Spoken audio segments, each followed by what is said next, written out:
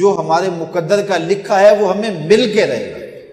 شیخ Saadi Shirazi فرماتے ہیں یہ کبھی نہیں ہوتا کہ مقدر کا لکھا نہ ملے، ہمارے اوپر صرف کوشش کرنا ہے۔ انہوں نے بڑی خوبصورت مثال دی کہ ایک بندہ جا رہا تھا جنگل میں، تو اس نے دیکھا کہ ایک لومڑی ہے جس کے پاؤں بھی کٹے ہیں، ہاتھ بھی کٹے ہوئے، تو اس نے کہا مالک تو اس کو کیسے رزق دیتا ہوگا؟ تو وہ ایک درخت پہ چڑھ کے بیٹھ گیا۔ ایک شیر آیا، اس نے شکار کیا اور کچھ کھایا اور باقی پس خوردہ چھوڑ کے چلا گیا۔ یہ رینگتی ہوئی آگے بڑھی اور وہ جو بچہ کھچا تھا اس نے وہ کھا لیا۔ تو اس کا بڑا یقین کامل ہو گیا، اس نے کہا کہ مالک تو کتنا کریم ہے، اس کو بھی رزق دیتا ہے۔ ایک غار میں جا کے بیٹھ گیا، جب وہ بے دست و پا لومڑی کو رزق دیتا ہے انہیں تو پھر انسان ہے۔ ایک پہر گزرا، دو پہر گزرے، تو ہاتف سے آواز آئی میرے بندے میں تجھے بھی دوں گا، لیکن شیر بن لومڑی نہ بن، شیر بن لومڑی نہ بن، کہ خود بھی کھا اور اوروں کو بھی کھلا۔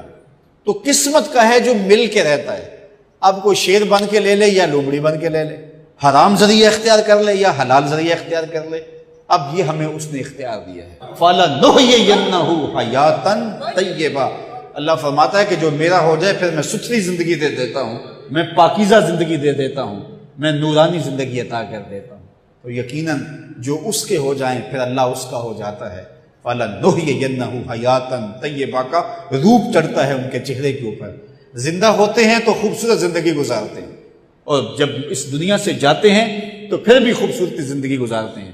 اللہ تعالی ہمیں ایسا کر دے کہ مرنے کے بعد بھی ہمارے چہرے پہ رسول اللہ کے انوار کا عکس نمایاں ہو، اور دنیا کی زندگی میں رہیں تو ہم طمانیت کی زندگی، سکھ اور چین کی زندگی گزاریں۔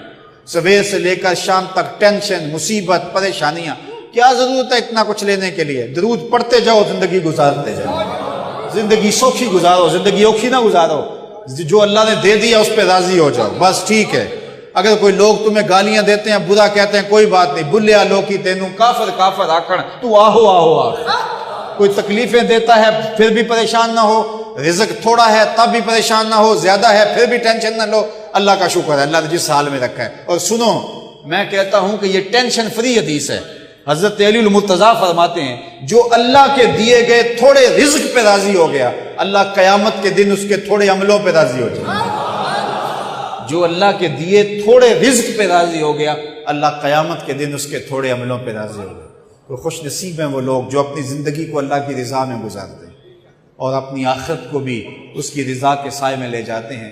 اللہ تعالیٰ مجھے آپ کو اپنی رحمتوں کے سائے میں رکھے، دنیا آخرت کی بہاریں نصیب فرمائے۔